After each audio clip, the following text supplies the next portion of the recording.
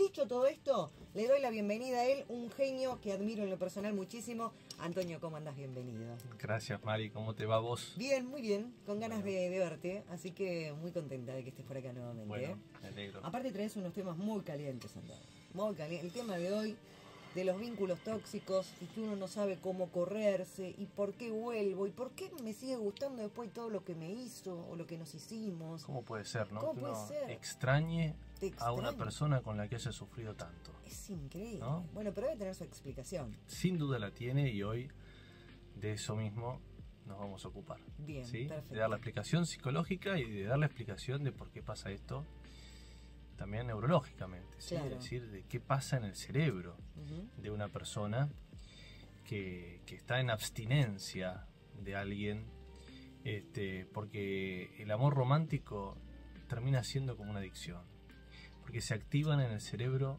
los mismos circuitos neuronales que se activan con la adicción a las sustancias, y por eso los principios que están involucrados son muy similares. Ujú. Y cuando una persona se distancia de alguien que le hace daño, no hay tanta diferencia como uno creería de cuando alguien se distancia de una sustancia que le hace daño. Como una droga. Sí, ¿no? exactamente. Es increíble, Exactamente, es porque se increíble. activan los mismos circuitos neuronales. Entonces, nosotros la vez pasada, en el programa anterior, hablamos mucho de por qué a uno le cuesta dejar una relación en la que sufre. Ujú. Pero entendemos que no solo se trata de dejar, porque muchas personas que nos escuchan, lo que les pasa es que ya han intentado dejar, pero lo que les ocurre es que vuelven. ¿sí? Sí. Y es común que las relaciones tóxicas tengan idas y vueltas. Que Vuelve incluso hasta sin querer a veces. Porque uno decís en el fondo, ¿no? No quiero, no puedo. O sea, ya sé que la pasé mal, pero es como más fuerte que vos. Exacto, sí, totalmente. Y vamos a explicar por qué es más fuerte que vos, pero lo que tenemos que tener presente es, Mari, que salir de una relación que te hace daño no es lo único importante. También es muy importante poder no volver, poder sostener eso a lo largo del tiempo. Y para poder sostener eso a lo largo del tiempo hace falta conocimiento, hace falta un plan, hace falta fortalecerse, ¿sí? Hace falta apoyo. Y de eso, por eso se va a tratar este programa. De cuál es la información que uno necesita saber, Ujú. de qué es lo que le pasa al cerebro de una persona, a la mente de una persona en el momento donde deja a alguien. Y cómo hacer para no caer con esa persona que uno se juró que nunca más iba a volver. Bien. ¿Sí? Bien, perfecto. El primer motivo por el que una persona vuelve con alguien que le hace daño es porque cuando deja a esa persona, la memoria le juega una trampa, una mala pasada. La memoria edita la película de amor de esa relación de una manera que es tramposa, porque a la distancia la persona solo empieza a recordar aquellos eventos agradables y felices que tuvo con la persona que dejó. Y al recordar únicamente los eventos felices, lo que empieza a activarse es la emoción del deseo. Y el deseo lo que genera es el impulso de acercamiento. Y el deseo hace que la mente racional empiece a funcionar a favor del deseo, pensando todos los motivos por los que sí. Todos los motivos por los que, bueno, no pasa nada si Sí, malo, tomo un ¿no? café, no pasa nada si le contesto una historia o si le contesto un mensaje. Y entonces, ahí la memoria hace que vos caigas en la trampa por recordar únicamente las cosas positivas. Por eso es muy importante que, para no caer en esto, aprender este mecanismo, y que cuando uno a la distancia empieza únicamente a recordar las cosas positivas de una relación que salió y que le costó mucho salir, tenga en su mente muy presentes todos los motivos por los que salió de esa relación. para poder defenderse de la trampa que la memoria nos hace y que te lleva a volver a una relación que te hace daño, es necesario que vos pienses voluntariamente en todos los motivos por los que saliste de esa relación, en lo que sufrías en esa relación, en los eventos más dolorosos que esa persona te hizo y los motivos que tenés para no volver. Porque al traer eso a tu mente, lo que se genera es una emoción de rechazo que le hace una fuerza contraria a la emoción del deseo que te lleva a volver a acercarte a esa persona. Bien, de manera voluntaria, como bien estás diciendo. Exactamente. ¿Y por qué de manera voluntaria? Porque el cerebro tiene un principio por el cual siempre el pensamiento tiende a ir a favor de la emoción que uno experimenta. Siempre que yo experimento una emoción, tiendo a pensar a favor de ello. Entonces, uno de los mecanismos por los que las personas terminan acercándose a una persona que ya dejaron y les hizo daño, es que cuando se activa el deseo, porque extrañan a esa persona, el deseo genera solo pensamientos favorables sobre esa persona. Bien. Entonces genera pensamientos del tipo, no pasa nada si tengo una charla, me va a venir bien. En algún momento estuvimos muy bien. En algún momento estuvimos muy bien. Al fin y al cabo, bueno, le pasaron cosas y quiere cambiar. Lo noto cambiado. Me dijo que se arrepintió, etc. Y todos esos pensamientos positivos lo que están haciendo es dándole luz verde al deseo, que es lo que el deseo quiere. Por eso es que hay que desconfiar de la emoción del deseo, que te lleva una y otra vez a acercarte ahí a donde vos sufriste y donde vos experimentaste mucho daño. ¿Sí? Perfecto. Entonces, la memoria hay que tenerle mucho cuidado, porque la memoria te hace trampa. Bien. Te hace acordarte solo de cosas lindas de la persona que vos dejaste. Funciona.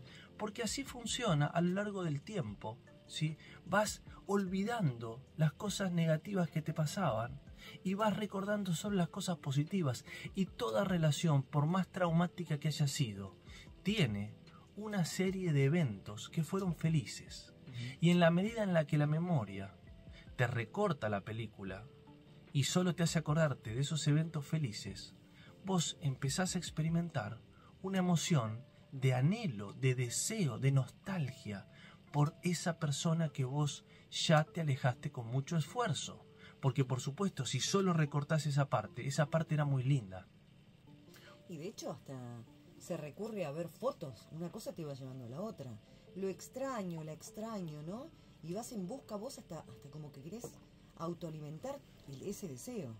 Eso mismo, a ver, es parte del mecanismo mental de ir a favor del deseo.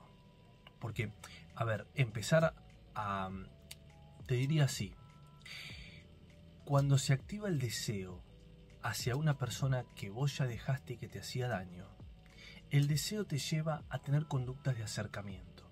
Esas conductas de acercamiento pueden ser múltiples.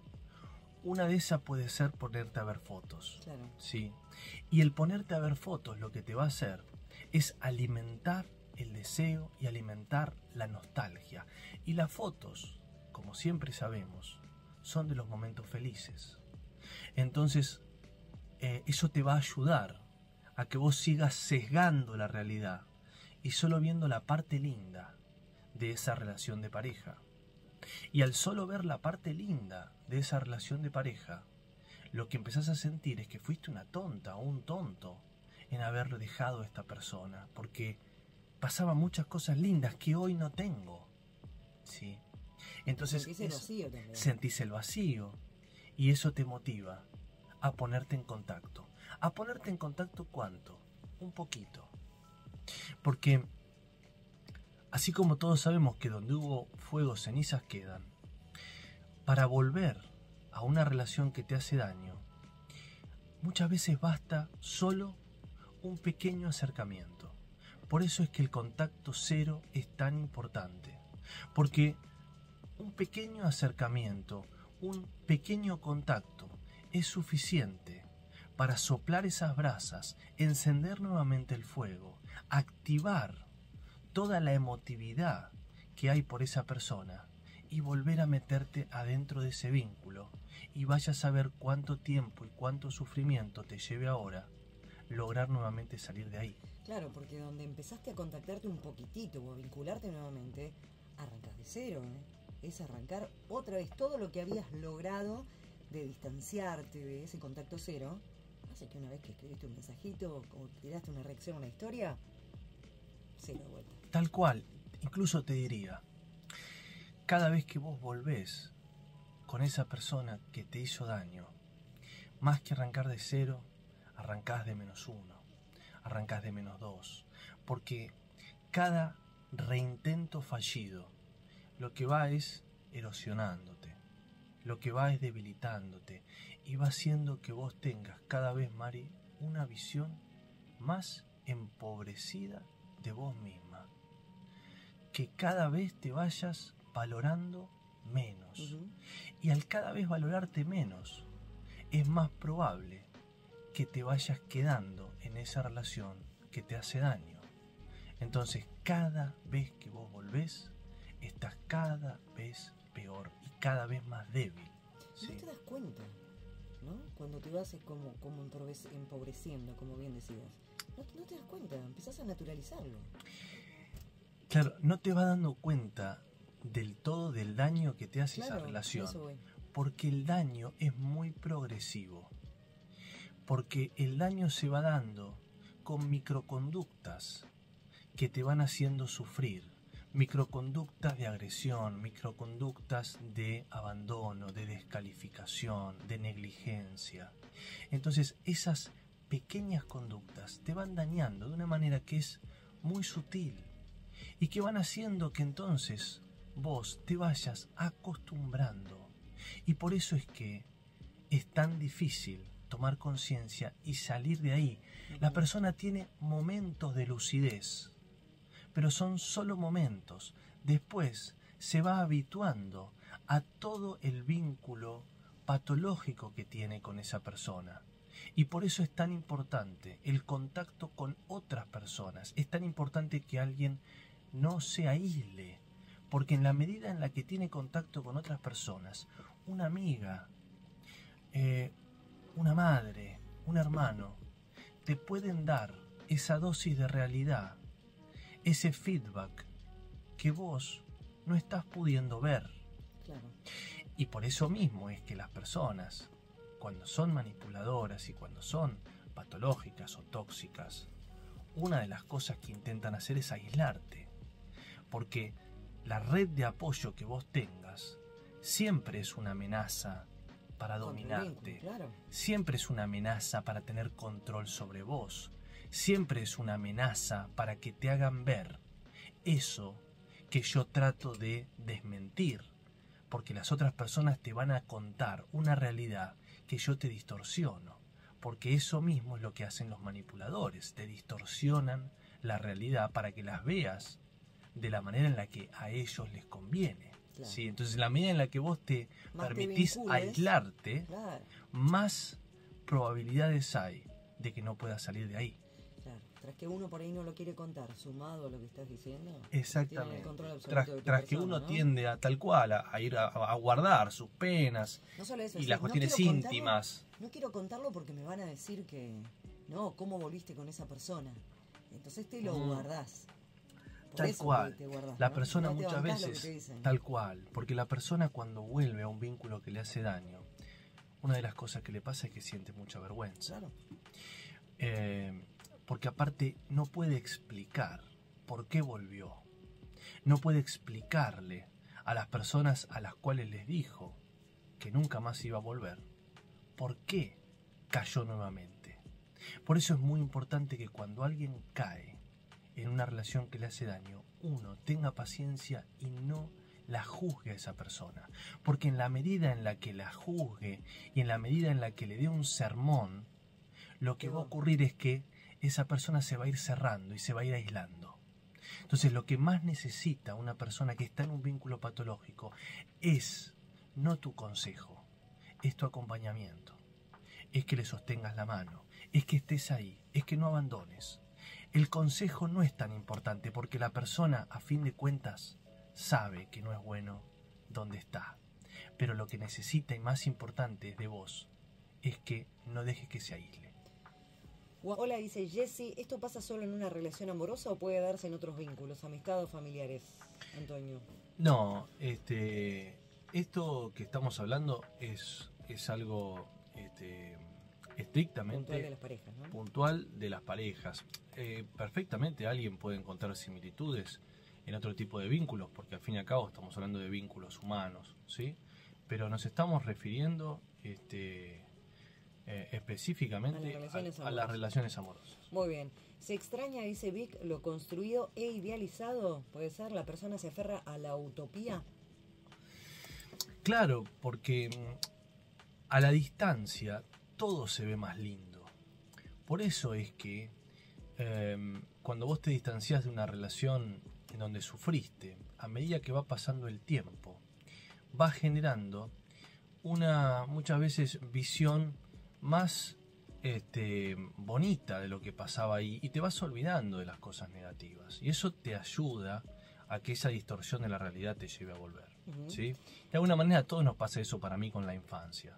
Porque casi todas las personas tienen una visión bastante positiva de su infancia, gracias a que uno tiende a recordar más las cosas felices de su infancia, claro, que las cosas infelices. ¿Sí? Eso sí.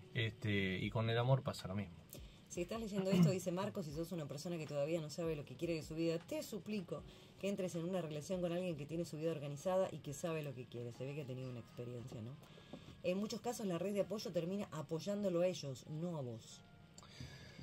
Bueno, es una mala red de apoyo eso, ¿no? O sea, cuando la red de apoyo apoya a la persona con la que vos sufrís y no a vos, es una red de apoyo, digamos, que no funciona muy bien claro, que no funciona muy bien como tal, ¿no? Sino que en realidad lo que te hace es todo lo contrario, te aumenta tu sufrimiento.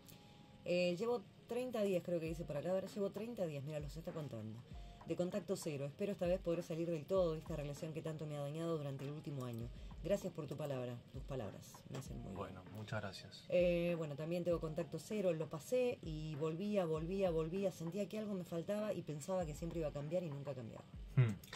Un asunto sobre el contacto cero es que lo más importante del contacto cero no está en el vínculo con la persona en sí mismo, sino con los propios pensamientos sobre la otra persona. La batalla se gana primero en nuestra mente. Porque vos podés tener contacto cero con la persona que te hizo sufrir mucho y sin embargo podés pasarte el día entero pensando en ella. Y si haces eso, lo que estás haciendo es perdiendo la batalla. Entonces, lo más importante del contacto cero está en nuestra mente. Y que nosotros, cuando aparezcan los pensamientos sobre esa persona, nos digamos, ¿tiene sentido que yo piense en él o en ella?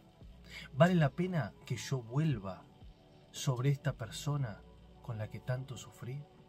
Eso ya quedó atrás. Y que cada vez que venga el pensamiento, vos te digas una y otra vez eso. Porque en la medida en la que vos tengas contacto cero con esta persona, pero te pases el día entero pensando en ella, lo que te vas a generar es un caldo de cultivo muy propicio para volver. Porque en la medida en la que pienses todo el tiempo o mucho tiempo en esta persona, vas a ir experimentando deseo, anhelo y nostalgia. Y ese es el caldo de cultivo para que vos vuelvas, ¿sí? Entonces, la batalla se la gana siempre primero en nuestra mente. No dejes que estén en tu mente los pensamientos sobre esa persona. No va a ser fácil, pero es posible. No podés evitar pensar en esa persona, sí, pero sí podés evitar quedarte pensando en esa persona. Los pensamientos emergen, pero vos elegís si te quedás pensando en esta persona que te hizo daño o si decís, esto no me sirve. Y te pones a hacer algo, pues decís, ¿cómo hago? Activa, no sé, salí a correr, a caminar, ponete a leer. Refocalizar tiempo, tu ¿no? atención, Claro. exactamente, en otra cosa. Bien, ¿Sí? perfecto. No te quedás, tratar de no quedarse no haciendo nada, en un sentido de no teniendo la mente ocupada en algo. Toda mente que no está ocupada en algo es una mente en peligro. Porque cuando la mente no está ocupada en algo, ahí es cuando entran los pensamientos más problemáticos y empiezan a generarnos ideas que no son buenas. Por eso es que la mente hay que enfocarla todo el tiempo en algo que tenga sentido para nosotros. ¿Sí? Estoy saliendo, qué tema, por Dios, chicos, estoy saliendo de una relación así. Cuesta mucho, más que días tengo ratos, cambios de humor. ¿Cuánto tiempo uno tarda en salir de una relación así? Hace un mes que duermo muy mal. Vero dice. Depende el proceso que esa persona haga. Depende cuánto tiempo, Vero, vos tardes en poder reconstruir tus heridas. Depende cuánto tarde en que vos puedas mirar para adelante hacia otra oportunidad amorosa. Depende cuánto vos puedas dominar tu mente para no quedarte rumiando sobre esta relación. Y depende mucho, Vero, de tu capacidad de aceptación de que algo se terminó. Porque también cuánto uno tarda en soltar una relación va a depender de que uno pueda finalmente aceptar que esa relación se terminó, duelar que esa relación se terminó. Que no va a ser cómodo, ¿no? Hay que totalmente, siempre lo dijiste eso. totalmente, aceptar no el sufrimiento, aceptar el sufrimiento que implica el fracaso que implica, porque siempre que terminás una relación, la vivencia es una vivencia de fracaso, en general de tristeza, porque vos empeñaste energía, empeñaste tiempo y el resultado terminó siendo adverso. Entonces, por eso es que finalmente, para poder salir adelante, hace falta que vos te animes a aceptar el sufrimiento de la ruptura y que te animes a pasar por el tránsito de ese dolor para que finalmente eso termine y haya una oportunidad nueva para vos, una oportunidad que a veces es una mejor relación de pareja y a veces es una vivencia de calma, de paz con uno mismo, una soledad apacible. Qué lindo, y ¿Sí? La paz no tiene precio. Bueno, continuemos con esto de cuáles son los motivos. Bien. Otro motivo por el que tendemos a volver con una relación que nos hace daño es porque nuestra mente es más emocional que racional. Y esto lo explica que cuando nosotros nos encontramos con alguna información de la persona que dejamos, vemos una foto, alguien nos cuenta algo, o incluso viene un recuerdo a nuestra mente, la información primero llega a los centros emocionales, antes de llegar a los centros racionales.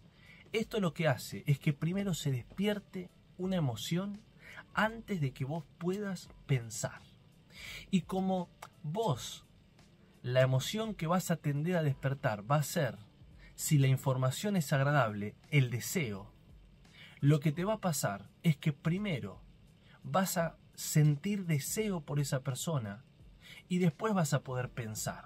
Y el pensamiento va a ir a favor del deseo. Entonces, esto en lo práctico, ¿cómo funciona? Suponete que vos dejaste a alguien, Mari, con quien vos sufrías mucho, ¿sí? Pero vos tuviste una relación muy apasionada con esta persona, ¿sí? En general, las relaciones más tortuosas suelen ser relaciones también que son las más pasionales de todas, ¿sí? Esa experiencia pasional que vos tuviste queda inscripta en tus centros emocionales. Y lo que ocurre cuando vos tenés algún tipo de contacto con esta persona porque lo viste viste una foto, alguien te lo mencionó o algo te trajo un recuerdo, lo que te ocurre es que esa información golpea en tu cerebro primero en la parte emocional y después golpea en la parte racional. De esta manera, vos primero sentís deseo. Claro. Y después te podés poner a pensar en qué inconveniente sería volver con esta persona. Pero para cuando vos te pones a pensar, ya sentís deseo. Entonces, el pensamiento empieza a ir a favor del deseo. Y entonces dice, ay, qué lindo le queda la remera blanca esa. Claro. Ay, encima mirá, tiene el reloj ese que yo le regalé. Y, ay, qué lindo se cortó el pelo. Y, no, cierto que yo no tengo que volver si me hizo daño. Claro. Pero Primero va lo otro. primero fue lo otro. Y para cuando fue lo otro, los caballos del deseo ya están disparados. ¿Y están disparados hacia dónde? Están disparados hacia volver. Están disparados hacia acercarte a esa persona. Incluso uno termina hasta viendo cosas que no son. Por ejemplo, vas a una foto con esto del deseo, ¿no? El deseo y la razón, que se pelean para ver quién gana. Decís, mirá, tiene la pulsera que yo la usa todavía. ¿Sabes por qué la usa? Porque todavía me piensa. Y por ahí la usa porque la tenía y... ¿no? Porque creo que fabulamos también porque le un poco. gusta, tal cual. Porque, digamos, también eso es parte, ¿sí? De que el deseo busca que vos pienses Que es así. a favor de lo que estás sintiendo, ¿sí? Entonces, hay otro mecanismo por el que las personas vuelven a una relación que les hace sufrir mucho, que tiene que ver con el principio y el mecanismo de recompensa en nuestro cerebro. Nosotros tenemos en nuestro cerebro un circuito que se ocupa del placer. Sí. Y toda relación traumática tenemos que aceptar y asumir que también fue una relación donde una persona experimentó mucho placer. Y lo que ocurre es que cada vez que vos estás en un momento de bajón, de sufrimiento o de estrés, el mecanismo de recompensa en tu cerebro lo que hace es buscar en tu repertorio de experiencias placenteras qué cosas te dieron placer. Y seguramente esta persona con la que vos sufriste mucho también fue una persona con la que experimentaste mucho placer. Entonces el cerebro, ¿qué va a hacer? Va a traerte la memoria de esas situaciones placenteras que vos tenías con él o tenías con ella. Entonces de pronto empezás a recordar cómo te hacía el amor. Empezás a recordar cómo te besaba. Empezás a recordar esos momentos íntimos tan apasionados. Y de pronto lo empezás a extrañar. Y empezás a anhelarlo. ¿Sí? Y eso ocurre porque el cerebro está buscando obtener placer, obtener dopamina. Es un mecanismo de regulación emocional que el cerebro activa cada vez que nosotros no nos sentimos bien. El cerebro sensa cómo nosotros nos sentimos. Y cuando no nos sentimos bien, empieza a buscar experiencias que nos hicieron sentir bien. Experiencias placenteras. Y ahí es cuando aparece él o aparece ella. Porque más allá de que te hizo sufrir mucho, también te hizo experimentar mucho placer. Claro. Y tu cerebro no se olvida, por más que pasen los años, no se olvida del placer que vos experimentaste con esta persona. Entonces empieza a emitir estos recuerdos del erotismo que tenían, de la pasión que experimentaban. Y ahí es cuando empezás a desearlo, a extrañarlo y a pensar en un posible acercamiento. Y si vos le crees al deseo, ahí pisás el palito, tenés un acercamiento y para cuando te querés acordar, estás de nuevo adentro de la boca del lobo. Entonces, nuestro cerebro nos hace recordar a la persona que nosotros dejamos y que tanto sufrimos, no porque necesitemos a esa persona. Nos las hace recordar porque está buscando dopamina. Nos hace recordar a esa persona porque está buscando que nos sintamos bien. Y de hecho, algo que lo comprueba es que cuando vos estás rodeada de personas y pasándola bien, cuando vos volviste de hacer actividad física y de disfrutar, cuando vos tuviste una experiencia agradable, ahí no es cuando extrañás a esa persona que dejaste. Cuando extrañás a esa persona que dejaste es en los momentos en los cuales te sentís estresada, te sentís angustiada, te sentís con bajón anímico. Ahí es cuando tu cerebro percibe ese malestar y trata de compensarlo con una experiencia placentera. Y experiencia placentera, sin dudas, la tuviste con esta persona con la que también sufriste tanto. Y por eso lo extrañas. Chicos, escuchar esta explicación hace que uno se sienta más seguro, creo, a la hora de tomar las decisiones que tiene que tomar, ¿no? Que tiene una explicación técnica de cómo funciona nuestro cerebro. Para que no te asustes, para que entiendas que no es que lo estás necesitando y sin él o ella podés vivir.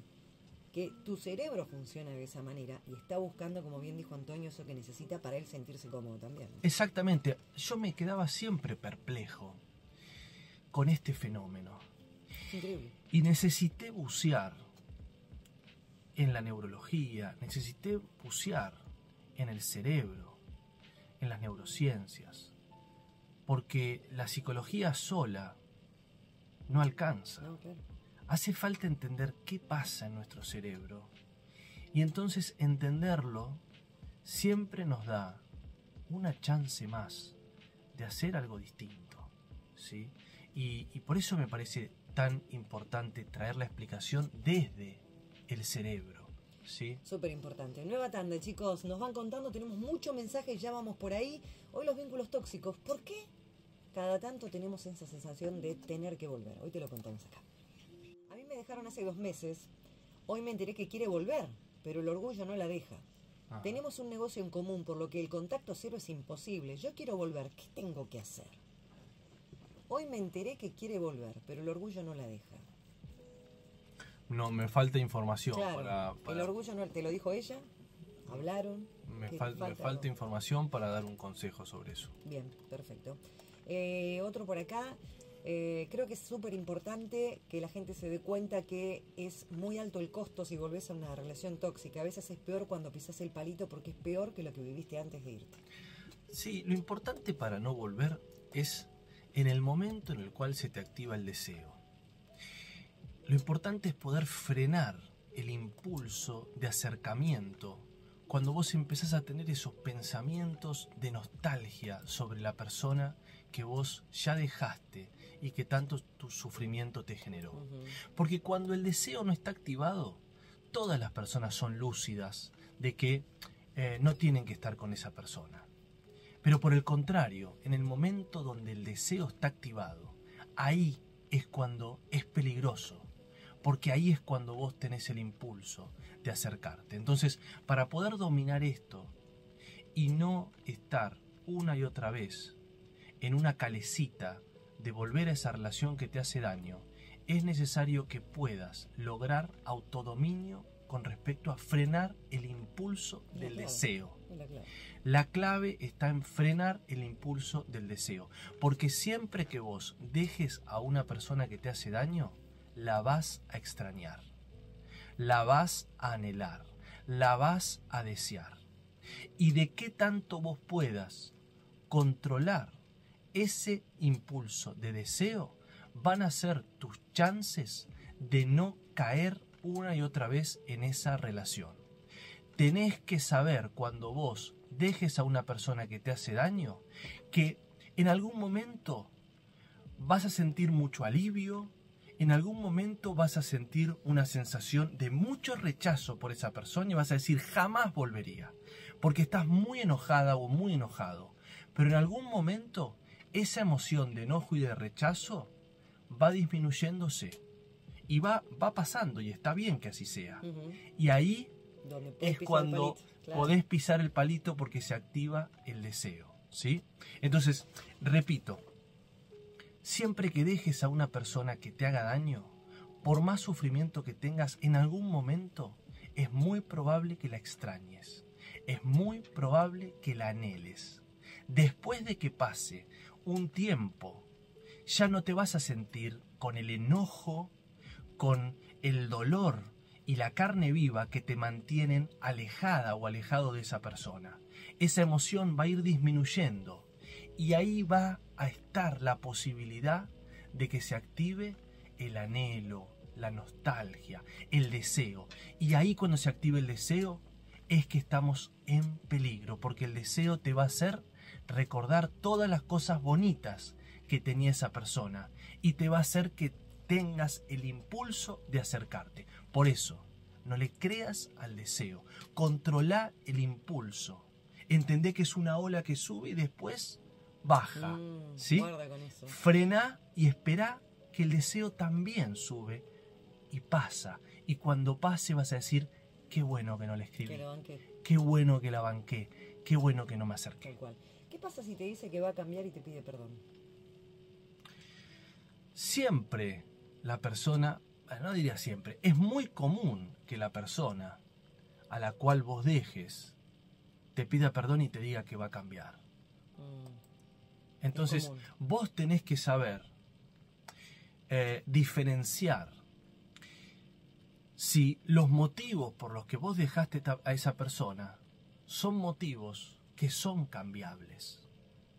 Y con esto te doy un dato. Lo que es cambiable son las conductas puntuales, pero lo que no es muy cambiable son las formas de ser. Entonces, si lo que a vos te perturba de alguien tiene que ver con algo que tiene que ver con la forma de ser, por ejemplo, es violento, o es muy desconfiado, o es muy celoso, o es poco trabajador, o es muy agresiva, ¿sí?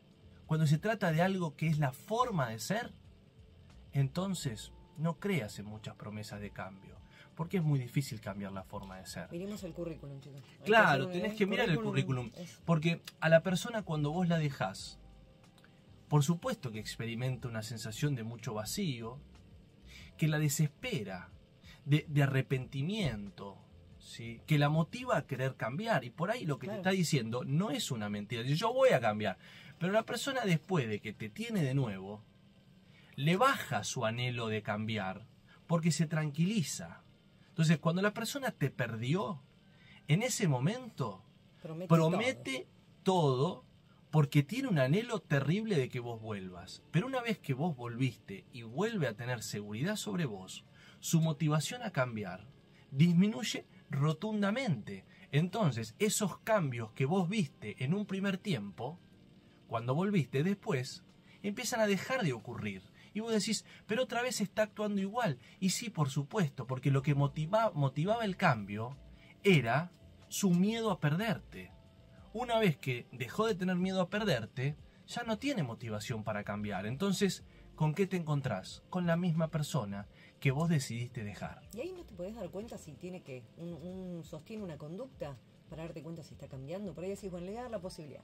Me dice que va a cambiar. ¿Y cuánto tiempo? ¿Hay un tiempo que se sostiene que digo, bueno, no, realmente? ¿O siempre vuelve a lo mismo de antes? Bueno, por eso te decía, Mari. ¿No hay chance de que cambie en serio? No, por eso te decía. Los patrones de la personalidad son muy difíciles de cambiar. Claro. Uno lo que puede aspirar es a que lo flexibilice, ¿sí? Entonces, por ejemplo, ¿qué es que lo flexibilice? Mirá lo que te voy a decir. Es que alguien hiperceloso pase a ser solo muy celoso. Claro. ¿Sí? O que alguien muy celoso pase a ser un poco menos celoso. Claro. ¿Entendés? Sí, sí.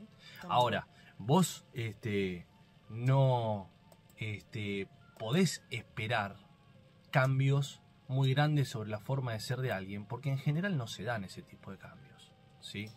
No hay atajos, hay que atravesar el camino del duelo, no queda otra, pero después te sentís mucho mejor. Creo que no hay que idealizar tanto. ¿Puede ser que uno a veces pone la vara muy alta? Bueno, Tenemos mucho Hollywood al respecto del amor. Totalmente. Y tanto Hollywood nos hace tener ideas sobre el amor que muchas veces son un problema.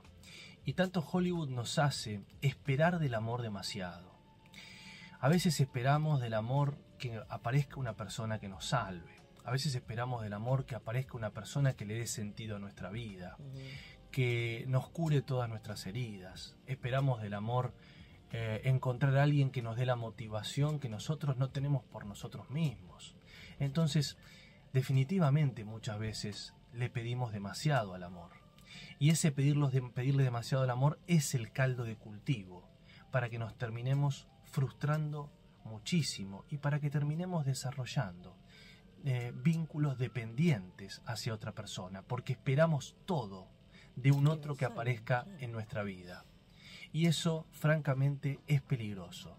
La expectativa de ser amados es una expectativa súper válida y súper sana, pero hay que saber tener también expectativas realistas y no tener toda nuestra esperanza de felicidad puesta en el encuentro con una persona que nos ame. No cambian, aprenden a mentir mejor, dicen por acá. No cambian, yo quise creer y no. Me recuerdo todos los días lo mal que la pasé y que volvería a sufrirlo en unos meses si volviera con él. No puedo permitirme volver a pasar por el dolor que pasé. Y creo que ese es un gran paso, ¿no? Como bien vos decías, entender en qué vínculo estábamos.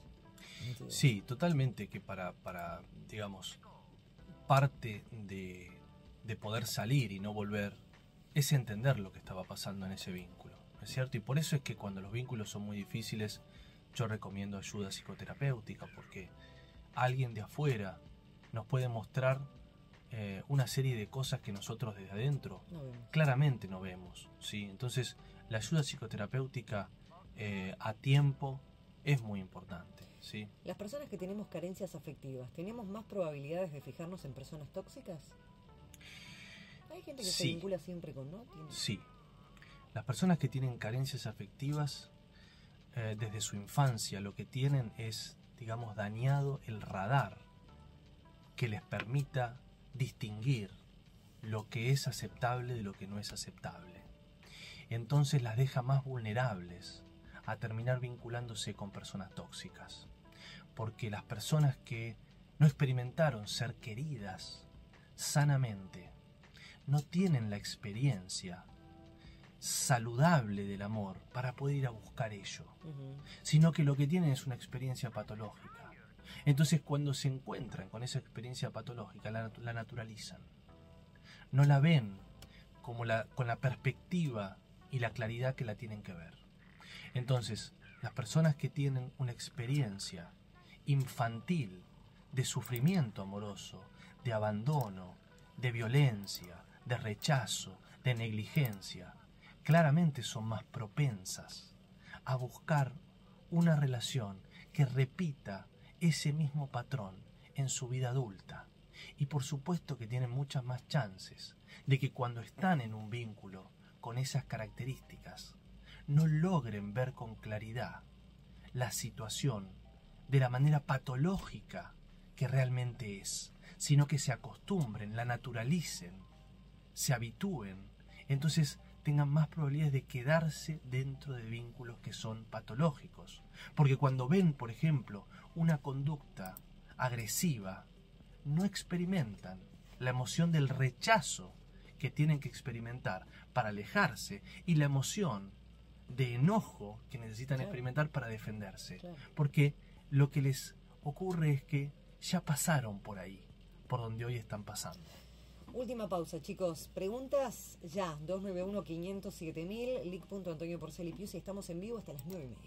Sí, Gloria, por supuesto lo que estás diciendo, ¿sí? O sea, la experiencia de encontrarse con una persona patológica de ninguna manera es excluyente de personas que tuvieron experiencias amorosas disfuncionales en su infancia. De ninguna manera.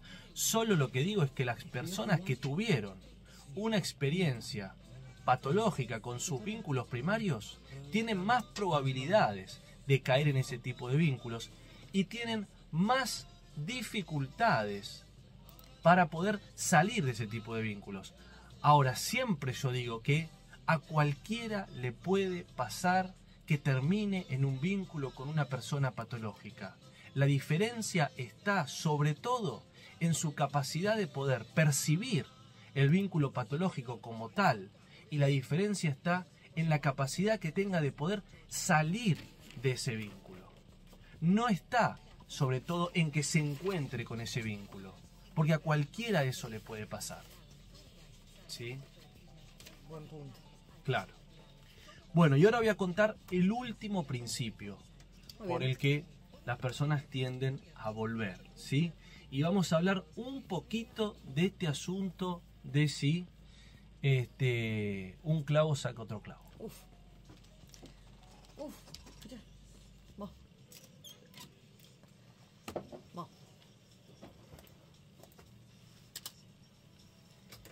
9 grados 3 décimas, la actual en Bahía Blanca. Para mañana prepárense, chicos, feriado para muchos también, mínima de 6 y máxima que llegaría a los 13 grados. Bueno, un principio más, Antonio. Un motivo por el que muchas veces las personas dejan una relación que les hace daño, pero después vuelven, es que las necesidades amorosas y las necesidades sexuales permanecen, por supuesto, latentes en una persona. Nuestras necesidades sexoafectivas laten en búsqueda de ser satisfechas. Y nuestro cerebro siempre busca satisfacerlas con la última persona que la satisfizo.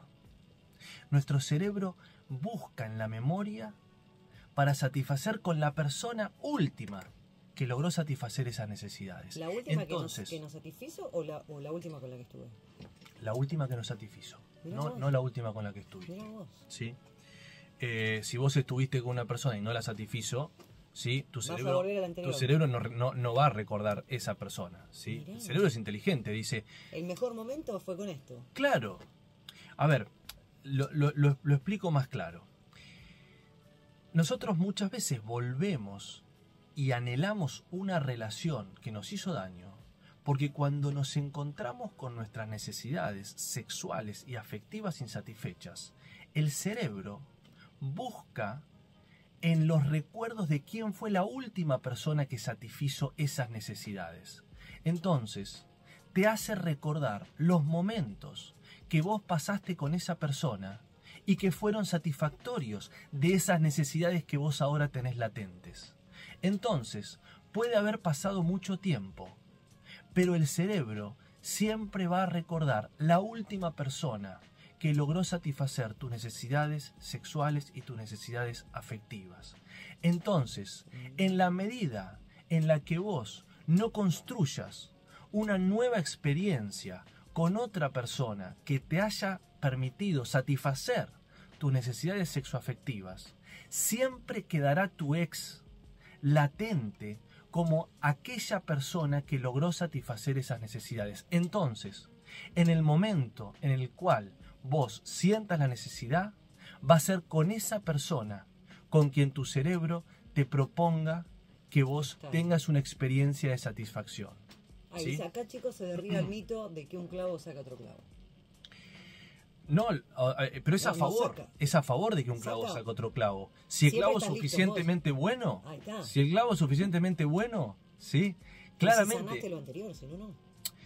A ver, lo que quiero decir es que en la medida en la que no hayas tenido una experiencia satisfactoria con una nueva persona, cuando vos te encuentres con esa necesidad activada, sexual o afectiva, vas a activar en tu cerebro un recuerdo de la última persona con la que vos tuviste esa experiencia satisfactoria. Entonces, por eso digo que tarde o temprano necesitamos una nueva experiencia. Tarde o temprano necesitamos alguien que también satisfaga esa necesidad sexual o amorosa. De lo contrario, pueden pasar 10 años. Sí, estás ahí conmigo. Y vos, cuando estás con necesidad sexual, cuando estás con necesidad sexoafectiva, digamos, lo que le va a pasar a tu mente es que va a recordar esa persona, ¿sí? Y pueden pasar 10 o 20 o 70 años. Y muchas veces a la persona le pasa que te dice, ¿y cómo puede ser que me sigo acordando de él o de ella? ¿sí? Entonces yo le digo, ¿y en qué momento? Y ahí, cuando estás horny, ahí, Claro. cuando estás, Sí, ¿sí? sí. En ese momento, y sí, en ese momento. Mirá vos. Claro que es así. Por eso es que es tan importante que en algún momento uno, después de que atravesó cierto proceso de duelo, uno se abra a conocer nuevas personas. Claro, a eso ¿sí? me refería anteriormente, a que tenés que permitirte pasar por ese proceso de duelo. Yo decía, un clavo saca otro clavo de manera inmediata, no va a funcionar, a No, eso digo. de ¿no? ninguna manera. El proceso de conocer a alguien no puede ser un proceso impulsivo Claro. y desesperado, ¿sí? Por supuesto que cuando uno termina un vínculo, no está listo para conocer a alguien en ese momento, ¿sí? Pero sí, al cabo de cierto tiempo, finalmente es necesario que uno se abra a una nueva experiencia amorosa. Porque, o bien por el lado, ¿sí? Sexual, o bien por el lado afectivo, de compartir una película y compartir un abrazo, esas necesidades siempre están latentes en el ser humano, ¿sí? Entonces, en algún momento, está bueno que nosotros, después de la experiencia dolorosa que tuvimos, podamos mirar para adelante y creer y abrirnos nuevamente a una nueva experiencia. Hay que... Sí, discúlpame, termina. No con desesperación, no con urgencia, ¿sí? Pero sí con esperanza. Qué lindo. Hay que saber sanar y sanar y sanar heridas para lograr mejores vínculos. Hay mucha gente rota. Y decíamos al principio del programa, ¿no? Fuera del aire. Y el amor duele, chicos. Se sufre por amor, es así. Acá dice una cosa que está muy bien, Luli. Sí, es verdad. Muchas veces pasa eso, que cuando agarrás un clavo que no te gratifica, te volvés con más añoranza. Es cierto, Sí. pero también pensemos algo. Es un riesgo que tenés que pasar, porque si no, si una persona no prueba ir a tomar un café y conocer a una persona, Siempre nunca mismo. termina conociendo a otra persona. Entonces, al fin y al cabo, eso es verdad, puede pasar. Es la letra chica del asunto, ¿sí? Pero es el riesgo. Pero es el riesgo, pero por supuesto el que no arriesga no gana. Claro. ¿sí? Mi nuevo clavo me encanta. Dicen por acá. Mi nuevo clavo me encanta, claro. El sí. duelo no es igual del hombre que el de la mujer, ¿verdad? Preguntan. ¿El duelo es igual en el hombre que en la mujer? ¿Funciona distinto el cerebro masculino y femenino? No me animo a hacer una diferencia de género muy taxativa al respecto de eso, porque es un tema escabroso, polémico. Así que voy a hacer como nosotros somos de la época de Feliz Domingo. Claro, yo sí. paso. Ahí ¿sí? está, en esa paso. En esa paso. Bueno, en general, en diferencia de género, por ahí paso. Es relativo, chicos. Bueno, 9:30, Antonio. Bueno, muy ¿Cómo bien. lo cerramos? Lo cerramos agradeciendo. Siempre hay que agradecer. Agradeciendo. Unas herramientas Realmente buenas, me conmueve mucho. Cómo se suman las personas y cómo comparten. La verdad que me encanta. Vamos a seguir hablando de esto. El programa que viene seguiremos en esta línea de ayudar a las personas con las relaciones amorosas que tanto dolor de cabeza muchas veces nos traen, ¿no? Tal cual. Dice, hoy entendí, Berito, para cerrar, muchas cosas con tus palabras. Voy a poner en práctica todo. Está pasando por esto de que le cuesta, ¿no? Que sufre y lo extraña y sabe que no está bien lo de ese lugar. Así que muchas gracias. Vero, te mandamos un beso. Porque ahí alguien me corrió, alguien me corrió con qué lástima que pase la pregunta más importante. Bueno, ok, voy a responder. Chicos, no lo pinchen. Voy a responder a la pregunta de si los duelos son más fáciles para los hombres o las mujeres.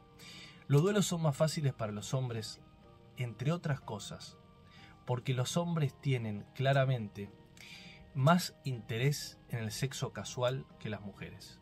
Y esto ha sido comprobado con estudios con población homosexual, donde comparan la conducta sexual de gays y la conducta sexual de lesbianas, ¿sí? Y encuentran que claramente los hombres gay tienen muchas más relaciones casuales que las mujeres lesbianas. Es decir, que con esto sacaron todo, Está bien. todo cuestión de patriarcado y todo cuestión cultural, ¿sí? Y demostraron que el hombre definitivamente se siente mucho más atraído al sexo casual. Entonces esto lo lleva a que el hombre, aun cuando está dentro del duelo, le sea más fácil abrirse a conocer a otra persona. Y por el contrario, a la mujer lo que le pasa es que cuando está haciendo el duelo, le importa cero conocer a otra persona, se siente con una emoción de mucho rechazo y con nada de disponibilidad a conocer a otra persona. Y eso lo que le hace es, bueno, más difícil poder pensar en otra persona. En cambio, el hombre le es más fácil cambiar su foco atencional y aún estando dentro del duelo, aún extrañando a su pareja, abrirse a conocer a otra persona. Entonces los hombres les es más fácil abrirse Tinder, exactamente, y tener una experiencia sexual pasajera, porque para el hombre definitivamente es más interesante la experiencia sexual. La mujer en líneas generales está menos interesada porque el sexo muchas veces lo vincula con cuestiones más emocionales profundas, ¿sí? Esto, de nuevo, fue comprobado en población, ¿sí?, homosexual. O sea, no es una cuestión que la digamos desde el patriarcado, ni mucho menos. Claro, ¿sí? claro. Bueno, me haces acordar a que en charlas con amigas, ¿no? Yo si estoy enojada con mi pareja o con mi novio, no puedo tener sexo. Y él sí. Él Bueno, tiene drama. Un exactamente. Es muy común que el hombre se sienta mucho más propenso al sexo de reconciliación. ¿sí? La mujer es emocional, ¿viste? Si no estamos bien en la comunicación y no estamos bien emocionalmente, no me tocas un pelo, totalmente. ¿sí? Bueno, Antonio, me encantó el programa de hoy, me encantó, te queremos mucho, nos encantó y la gente está muy contenta cada vez que venís los lunes y das herramientas para vivir un poco más.